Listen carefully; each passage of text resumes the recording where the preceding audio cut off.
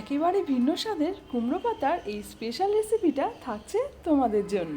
এর জন্য বাজার থেকে নিয়ে এসেছি কুমড়ো শাক। এবার একটা মশলা রেডি করে নেবো। এর জন্য পেঁয়াজ, রসুন, আদা আর কাঁচা লঙ্কা একসাথে পেস্ট করে নিচ্ছি। কড়াইতে দিয়ে দিয়েছি 2 চা চামচ মতো সর্ষের তেল। এবার এতে সাদা জিরে ফোড়ন দিয়ে ওই আগে থেকে পেস্ট করে রাখা মশলাটা দিয়ে দিচ্ছি। এবার এতে স্বাদ মতো নুন, হলুদ, হাফ চা চামচ জিরে গুঁড়ো, হাফ চা চামচ ধনে গুঁড়ো দিয়ে ভালো করে মশলাটাকে কষিয়ে নিয়ে নামিয়ে নিচ্ছি। আর আজকের এই খাবারটার টেস্ট আরও বাড়িয়ে দেবে এইগুলো। চলো তার জন্য এর মধ্যে দিয়ে দিচ্ছি কাঁচা পেঁয়াজ, সোয়া সস, চিলি সস, সর্ষের তেল আর অল্প পরিমাণ টমেটো সস। এবার এই মশলার সাথে সবটা একসাথে ভালোভাবে মিশিয়ে নিয়ে এই লোটে মাছগুলোকেও এবার মশলার সাথে ভালো করে মিশিয়ে নিচ্ছি। আর এই মাছগুলোকে কিন্তু আমি আধ ঘন্টা আগে ভিনিগারে ভিজিয়ে রেখেছিলাম। এবার ওই ধুয়ে রাখা লাউ পাতা দিয়ে মাছগুলো মুড়ে নিয়ে আমি এরকম 5 পিস তৈরি করে নিয়েছি। এবার কড়াইতে অল্প পরিমাণ তেল দিয়ে মাছগুলো দিয়ে লো হিটে 5-7 মিনিট ঢাকা দিয়ে রেখেছিলাম। সব মাছগুলো উল্টে দিয়ে নিচের পিঠটা হয়ে গেলে নামিয়ে নিয়েছি। লোটে মাছ আর কুমড়ো পাতার এই খাবারটা খেতে হয়েছিল কিন্তু দুর্দান্ত।